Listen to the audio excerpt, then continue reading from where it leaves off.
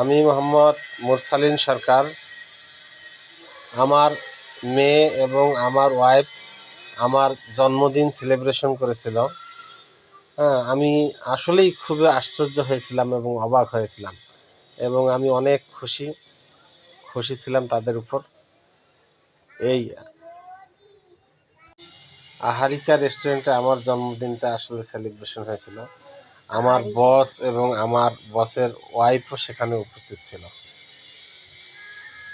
জন্মদিন শেষে কিছু খাওয়া দাওয়া করেছিলাম। খাওয়া দাওয়াটা বেশ মজাই ছিল। জন্মদিন যাই হোক না হোক, আসল তো উপলক্ষ হচ্ছে খাওয়া দাওয়া। বেশ মজিয়ে খেয়েছিলাম। হ্যাঁ, মেয়ে আমার হাত ধরে এবং বসের ছেলেও ছিল আমার হাত ধরে কেক কাটাই। আমি কেক কাটি, তারপর প্রথম আমার মেয়েকেই খাওয়ানোর চেষ্টা করি।